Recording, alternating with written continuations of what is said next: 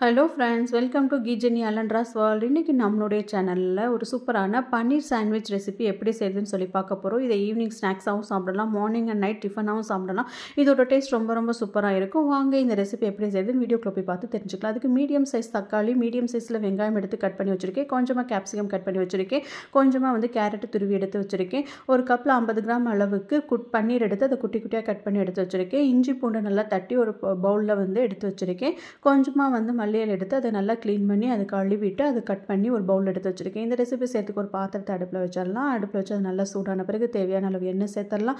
எண்ணெயும் நல்லா சூடான பிறகு அதில் 1/4 ஸ்பூன் அளவுக்கு சோம்பு சேர்த்துடலாம். சோம்பு நல்லா பொரிஞ்சு வந்த பிறகு 1/4 ஸ்பூன் அளவுக்கு சீரகம் சேர்த்து சீரகம் நல்லா பொரிஞ்சு வரணும். சீரகம் சோம்பு நல்லா பொரிஞ்சு வந்த பிறகு வெங்காயம் கட் பண்ணி வச்சுருந்த வெங்காயத்தை எடுத்து அது கூட சேர்த்துட்டு நல்லா மிக்ஸ் பண்ணிக்கலாம். இந்த வெங்காயம் கொஞ்சமாக ஒரு 40% கிட்ட குக் ஆகி வரணும். இப்போ நல்லா குக் ஆகி வந்துருச்சு. இப்போ நம்ம என்ன பண்ணலாம் அப்படின்னா, எடுத்து வச்சுருந்த கேப்சிகத்தையே சேர்த்துக்கலாம். அதோடய கட் பண்ணி வச்சுருந்த தக்காளியை சேர்த்துக்கலாம். இந்த வெங்காயம், தக்காளி, கேப்சிகம் இதெல்லாம் வேகிறதுக்கு தேவையான அளவு கொஞ்சமாக சால்ட்டு சேர்த்துக்கலாம். சால்ட்டு சேர்த்துட்டு நல்லா எல்லாத்தையும் என்ன செஞ்சுக்கலாம் அப்படின்னா மிக்ஸ் பண்ணி விட்டுக்கலாம்.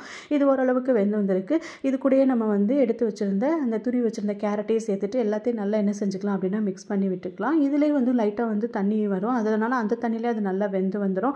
லோ ஃப்ளேமில் வச்சு நல்லா எல்லாத்தையும் மிக்ஸ் பண்ணி நல்லா வேக வச்சுக்கலாம். இப்போ இஞ்சி பூண்டு பேஸ்ட்டு இது கூட சேர்த்துடலாம். இஞ்சி பூண்டோட பச்சை வாசனை போகிற அளவுக்கு நல்லா எண்ணெயிலே நல்லா என்ன செஞ்சிடலாம் அப்படின்னா வதக்கிடலாம். லோ ஃப்ளேமில் வச்சுக்கணும், இல்லாட்டி அடி பிடிச்ச மாதிரி ஆயிரும். நல்லா வச்சு லோ ஃப்ளேமில் வச்சு நல்லா எல்லாத்தையும் என்ன செஞ்சிடலாம் அப்படின்னா மிக்ஸ் பண்ணி விட்டுக்கலாம். இப்போ எல்லாமே நல்லா வெந்து பச்சை வாசனை போயிடுச்சு. இப்போ நம்ம எடுத்து வச்சுருந்த பன்னீரை இது கூட சேர்த்துட்டு நல்லா மிக்ஸ் பண்ணி விட்டுக்கலாம். இந்த பன்னீரும் அது கூட நல்லா வெந்து வரணும். அதனால் நம்ம என்ன பண்ண போனோம், கொஞ்சமாக மூடி போட்டு வேக வச்சோன்னா அதில் இருக்கக்கூடிய அந்த லைட்டாக காயிலேருந்து வரக்கூடிய தண்ணியிலே அது ஓரளவுக்கு வெந்து வந்துடும்.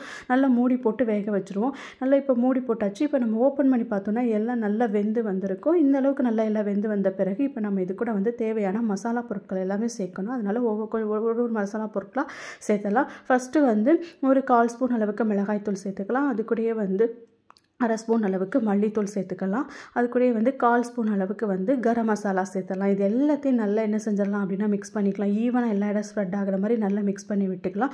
இப்போ எல்லாமே நல்லா என்ன ஆகிடுச்சு அப்படின்னா மிக்ஸ் ஆகி வந்துருச்சு. அது மசாலாவோட பச்சை வாசனையும் இப்போ நமக்கு போயிடுக்கும். அந்த எண்ணெயிலே வெந்தனால போயிடுக்கும். இப்போ நம்ம கடைசியாக என்ன சேர்த்துக்கலாம் அப்படின்னா மல்லி, புதினா கட் பண்ணி வச்சுருந்தோம்ல அதையும் சேர்த்துக்கலாம். சேர்த்துட்டு எல்லாத்தையும் நல்லா மிக்ஸ் பண்ணி விட்டுட்டோம்னா நம்மளுடைய ஸ்டஃப் பண்ணுறதுக்கு மசாலா இப்போ என்னவாயிடுச்சு அப்படின்னா ரெடி ஆகிடுச்சு. இப்போ அடுத்து நம்ம பிரெட் டோஸ்ட் பண்ணணும். ஸோ பிரெட் பீசஸை நம்ம என்ன பண்ண போகிறோம் அப்படின்னா 2 பிரெட் பீசஸ் எடுத்திருக்கேன். அது ரெண்டையுமே நல்லா டொமேட்டோ கெச்சப் வச்சு நல்லா என்ன செஞ்சிடலாம்னா ஸ்ப்ரெட் பண்ணிவிட்டு ஒரே ஒரு ப்ரெட்டில் மட்டும் மசாலாவை எடுத்து ஸ்டஃப் பண்ணிவிட்டு இன்னொரு ப்ரெட்டாக வச்சு மேலே வச்சு நல்லா என்ன செஞ்சிடலாம் க்ளோஸ் பண்ணி நல்லா ப்ரெஸ் பண்ணிட்டோம் அப்படின்னா நமக்கு பிரெட் சாண்ட்விச்சுக்கு பிரெட் ரெடி ஆகிடுச்சு. ஒரு பேன் எடுத்து அடுப்பில் வச்சு அதை நல்லா சூடு பண்ணிக்கலாம். சூடான பிறகு அதில் பட்டர் சேர்த்துக்கலாம், நெய் எதனாலும் சேர்த்துக்கலாம். நான் பட்டர் சேர்த்துருக்கேன்.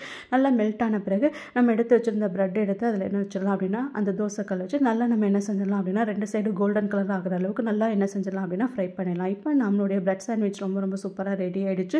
இதோட டேஸ்ட் ரொம்ப சூப்பராக இருக்கும். குழந்தைங்கள்லேருந்து பெரியவங்க வரைக்கும் எல்லோரும் விரும்பி சாப்பிடுவாங்க. அதோட டேஸ்ட்டும் பன்னீர் அந்த வெஜிடபிள்ஸ்லாம் சேர்த்துருக்கனால அது அந்த ப்ரெட்டோட நல்லா கிறிஸ்பாக ரொம்ப டேஸ்ட்டாக அந்த கெச்சப் எல்லாம் சேர்ந்து ரொம்ப டிஃப்ரெண்ட்டாக இருக்கும். கண்டிப்பாக ட்ரை பண்ணி பாருங்கள். எப்படி இருந்துச்சு மறக்காம கமெண்ட் பண்ணுங்கள். தேங்க்ஸ் ஃபார் வாட்சிங்.